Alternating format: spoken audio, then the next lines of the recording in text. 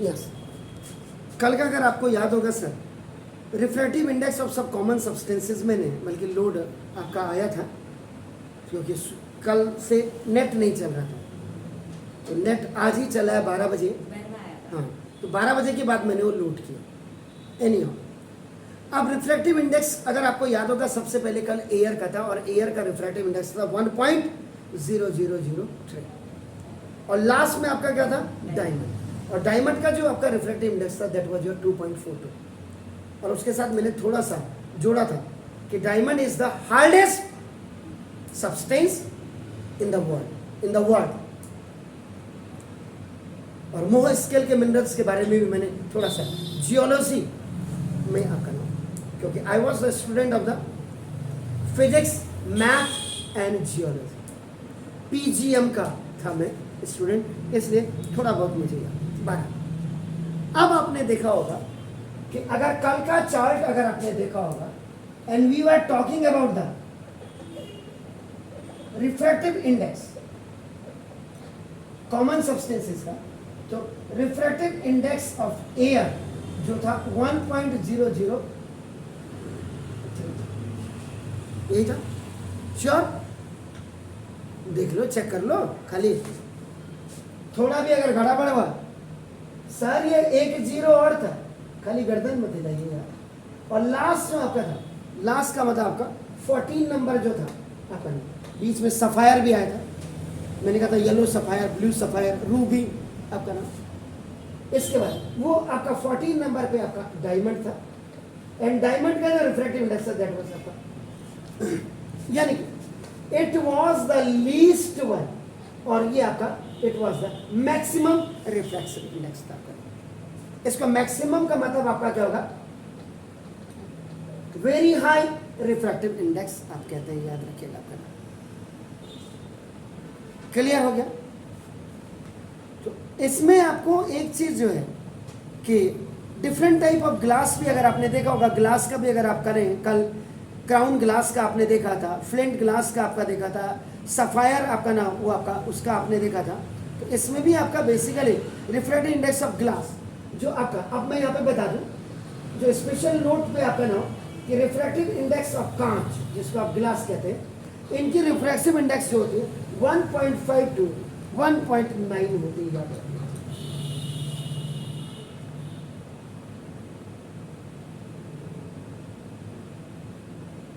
और कोई भी single value can not be the refractive index of all the type of glass. अगर आपको याद होगा, अब मैं ये क्यों कह रहा हूं, अगर आप क्राउन ग्लास का जरा याद करेगा, आप कल थे जरा बताएंगे सर, क्राउन ग्लास का रिफ्रैक्टिव इंडेक्स कितना था, 1.52, आपको कह रहा हूं सर। उसके बाद अगर आपको पता होगा कि डेंस फ्लिंट ग्लास होता है, डेंस फ्लिंट ग्लास का कितना था, 1.65।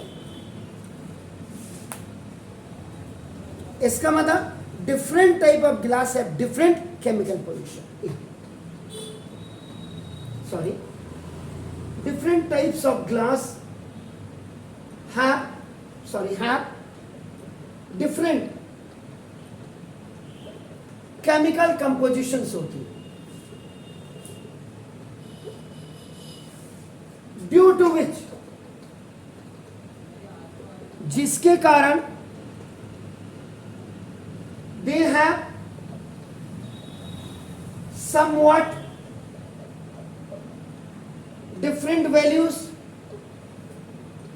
of refractive indices. Because of this reason, no single value can be given for the refractive index आपका देखना of all type of glass.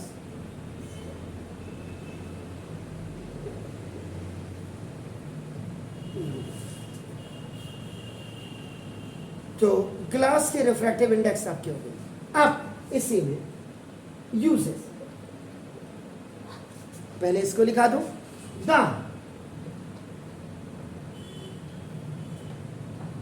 Constructions of lenses जो lenses के आपके नाम कंस्ट्रक्शन से होते हैं, याद रखिएगा, ऑफ द ऑप्टिकल इंस्ट्रूमेंट, जो ऑप्टिकल इंस्ट्रूमेंट्स के होते हैं आपका नाम देखो, लाइक कैमरा। क्लियर नहीं आ रहा इसमें, फोटो क्लियर नहीं आ रही। सैमसंग वाले में क्लियर आती है, उससे नोकिया में क्लियर आती है, ओप्पो में। इतना नॉलेज आज के बच्चे को है, लेकिन इतना नॉलेज नहीं होगा। इस किताब में इतना अच्छा लिखा हुआ है, इसका पढ़ करके जरा अच्छा करियर बनता है। इन इंस्टीट्यूट्स में जाकर के रेगुलर पढ़ाई करनी पड़ती, ये नहीं बताएगा। कैमरा फिक्सल का पता होगा, फिक्सल का पता मुझे पता नहीं, मतलब एक ऑर्डिनरी बात कर रहा हूँ। आपके मम्मी को पापा को नहीं होगा, आपको पता होगा, गूगल से ये जरूर देख लोगे, लेकिन पढ़ाई करना जय श्री राम।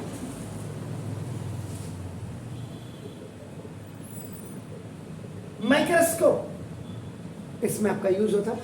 एंड नजदीक की वस्तुओं को देखने के लिए, माइक्रोब्स को देखने के लिए, जिनको आप कहते हैं, इनको देखने के लिए आपका नाम माइक्रोब्स, तो माइक्रोस्कोप हो गया। और हेवनली बॉडीज को, दूर की, ये नजदीक वाली है, बैक्टीरिया वगैरह सबको देखने के लिए, और ये दूर वाली को देखने के लिए। दूर वाली कौन सी? जो हेवनली बॉडीज होती है उनको। और आप जिस डिस्ट्रिक्ट में रह रहे हैं, जब नैनीताल आप जाते हैं, एरिस क्या है वो? क्या है वो? Observatory, exactly. तो उन ऑब्जर्वेटरीज में कंपाउंड जो आपका नाम टेलीस्कोप्स वगैरह लगे होते हैं, तो टेलीस्कोप, तो दूर के जो चीजें आपका होती है हेवनली बॉडीज को देखने के लिए। तो नैनीताल में आपका, आपने बिल्कुल सही बोला, नैनीताल जाते समय 3 किलोमीटर पहले आपका नाम जो है ऑब्जर्वेटरी,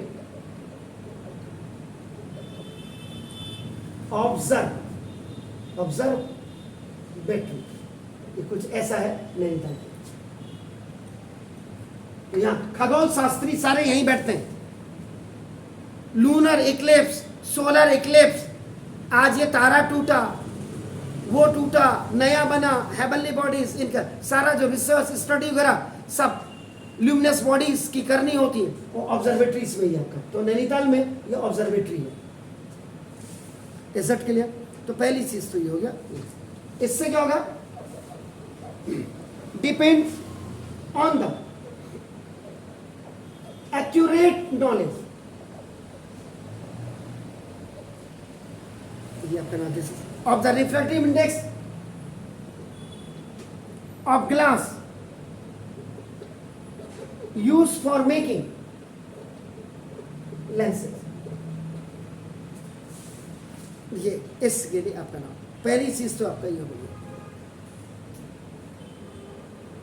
अब इसमें एक चीज और नोट करनी है आपने, if any two media are optically exactly the same, अगर if two media are exactly the same refractive index, तो इसका मतलब आपका क्या हो गया? नो बेंडिंग अकर्स, कोई भी लाइट के अंदर का when light passes from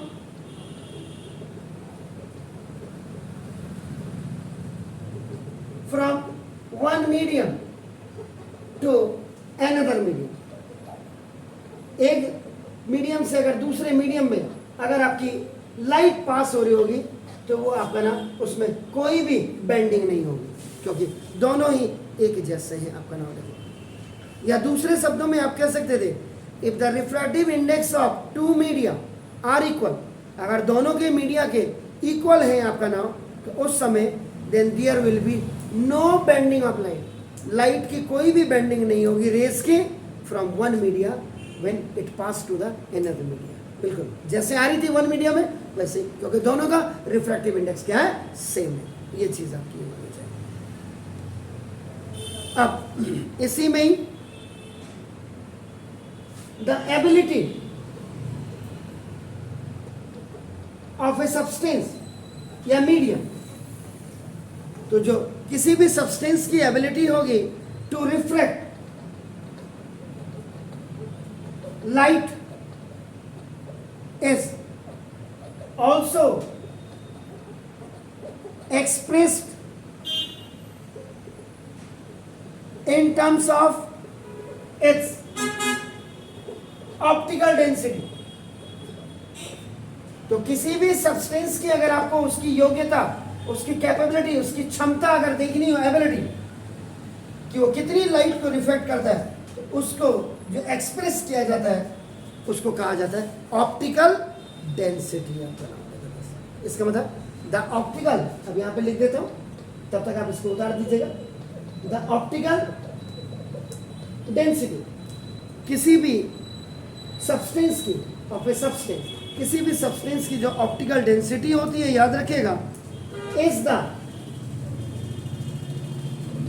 degree to which it slow down, कि वो कितनी स्लो डाउन का मतलब रिटार्डेड, कितना वो कम कर सकता है, कितना लोअर कर सकता है the rays of light, light की रेस को कितना स्लो डाउन कर सकता है पासिंग थ्रू, जब उस मीडियम से पासिंग थ्रू, इट का मतलब यहाँ पे मीडियम से जब वो पास होती है। पहले तो इतना कर लीजिए, फिर मुझे और एक्स्ट्रा या इसी में बता देता हूँ, जगह तो मेरे पास खाली है, आप ऐसे आ जाओ, फिर मैं आपका इसका मतलब स्पेशल नोट आपका लिख दीजिएगा। अ सब्सटेंस, कोई भी medium having reflective index higher, अगर किसी भी सब्सटेंस का हायर रिफ्लेक्टिव इंडेक्स होगा तो इन्हें देखो इज ऑप्टिकली डेंसर, वो ऑप्टिकल डेंसर होगा then another substance having lower refractive index। जैसे आपका क्या था, अगर यहां पे देखो एक क्राउन ग्लास का the refractive index of crown glass was 1.52 and जो डेंस फ्लिंट ग्लास है, डेंस फ्लिंट ग्लास, ये आपका देखो इसका जो आपका रिफ्रैक्टिव इंडेक्स है दैट इज 1.65। इसका मतलब कि जो डेंस फ्लिंट ग्लास है इट हैज हायर ऑप्टिकल मतलब this will be higher optically denser than crown glass, इससे ज्यादा आपका ऑप्टिकल डेंसर होगा ये, और ये ऑप्टिकली डेंसर क्या हो जाएगा, लेस हो जाएगा, it will be less optical denser then DFG। DFG का मतलब डेंस फ्लिंट ग्लास। क्लियर हो गया, ये डू इट। फिर और एग्जांपल दे देता हूं, जल्दी करिए।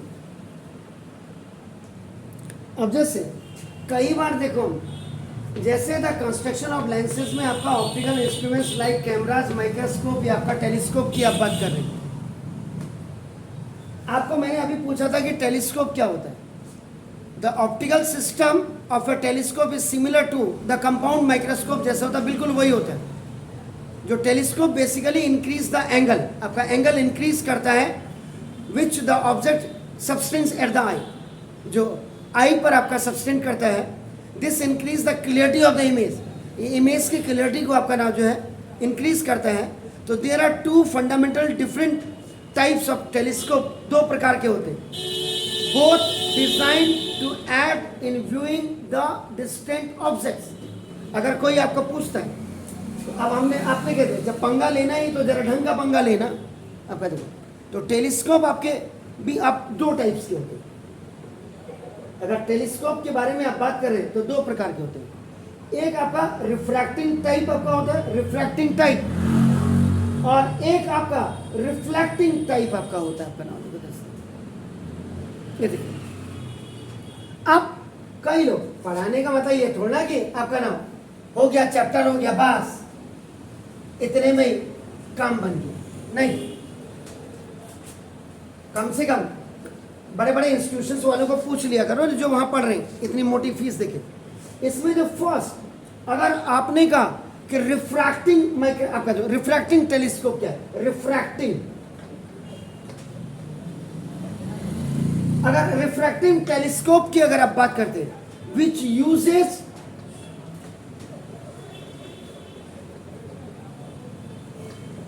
a combination of lenses to form images, और अगर आप रिफ्लेक्टिंग की बात करेंगे, रिफ्लेक्टिंग याद रखिएगा इसका मतलब which uses a curved mirror and a lens to form an image, ये होता सर। रिफ्रैक्टिंग टाइप में भी ये रिफ्रैक्टिंग जो टेलीस्कोप है इसमें भी दो प्रकार के होते हैं, आपका नाम दिस इज, एक होता एस्ट्रोनॉमिकल टेलीस्कोप, एस्ट्रोनॉमिकल टेलीस्कोप, इसका आपका यूज आपका कहां करते हैं, आपका for viewing,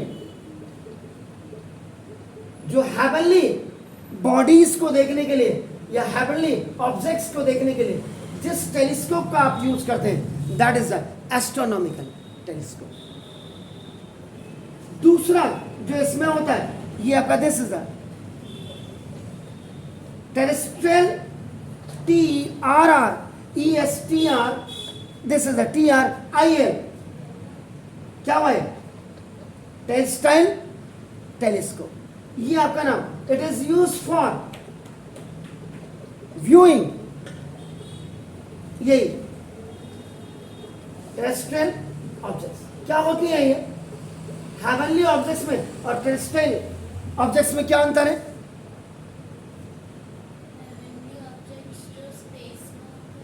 ji are you sure, पक्का है, इनके अंदर कई चीजें आती हैं, याद रखिएगा। अगर आप एस्ट्रोनॉमिकल टेलीस्कोप की अगर आप बात करेंगे तो इसमें astronomical telescope is use for viewing heavenly object, आपने कहा it produces an inverted image, ये आपकी हमेशा इन्वर्टेड इमेज ऑफ, आपका नाम याद रखिएगा, डिस्टेंट ऑब्जेक्ट, जितने भी डिस्टेंट ऑब्जेक्ट होंगे उनकी आपका इन्वर्टेड इमेज बनाती है, ये हमेशा।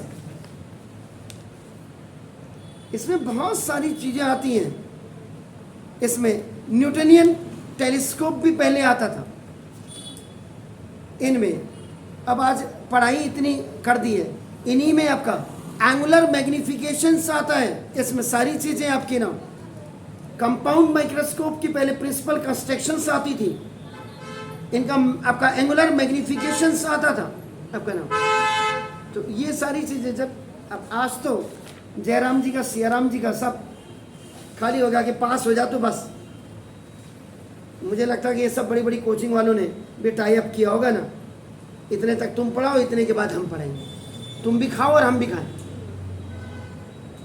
मिडिल कैटेगरी वाला पहले भी मर रहा था, आज भी मर रहे हैं, ये एनीहो।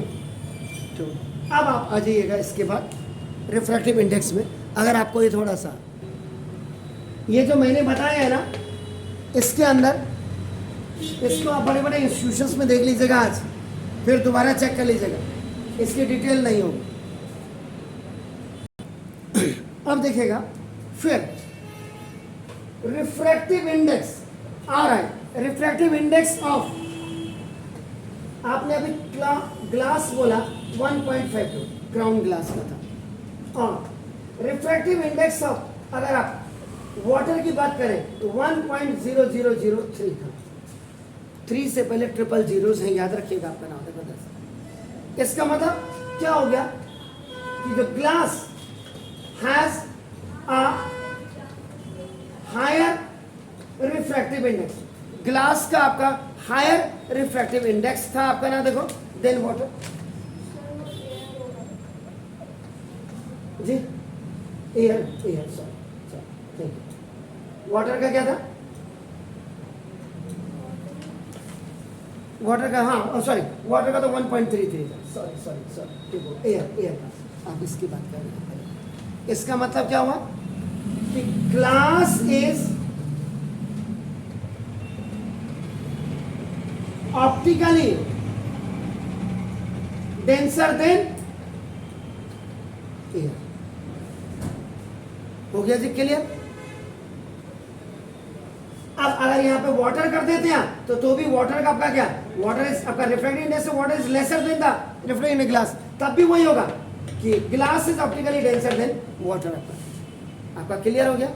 इसका मतलब अगर समझ गए होंगे कंक्लूजन, जो जितना अब डायमंड है, डायमंड का सबसे ज्यादा रिफ्रैक्टिव इंडेक्स होता है 2.42।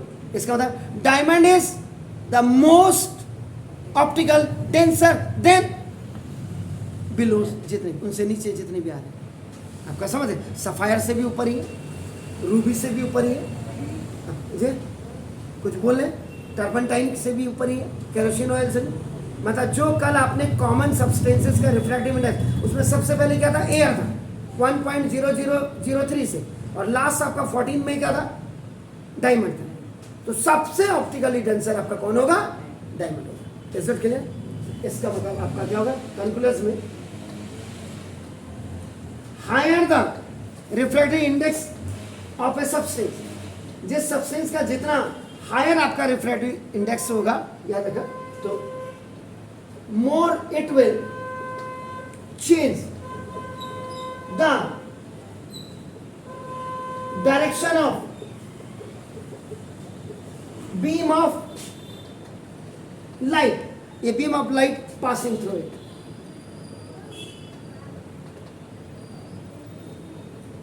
ये देखिए, ये मतलब है इसका, जिस सब्सटेंस का जितना ज्यादा रिफ्रैक्टिव इंडेक्स होगा, उसमें जब बीम ऑफ लाइट आपकी जाएंगी तो more it will change the direction. तो क्या होगा, ज्यादा से ज्यादा आपका क्या करेगा, डायरेक्शन को अपनी चेंज करेगा। और एक स्पेशल नोट आप लिख लीजिएगा कि ना, द ऑप्टिकल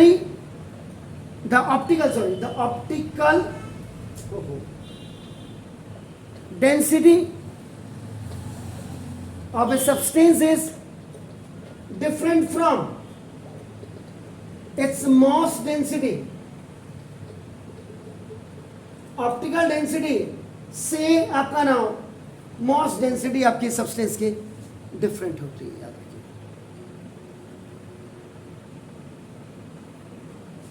इसका मतलब क्या होगा कि अ सब्सटेंस, कोई भी सब्सटेंस may have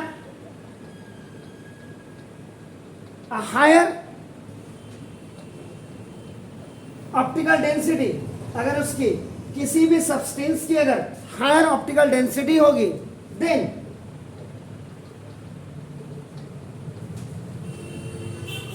जो दूसरा एनदर सब्सटेंस होगा has its mass may be the less mass density, तो उसके ये आपका ना मास डेंसिटी आपका कम हो सकती है।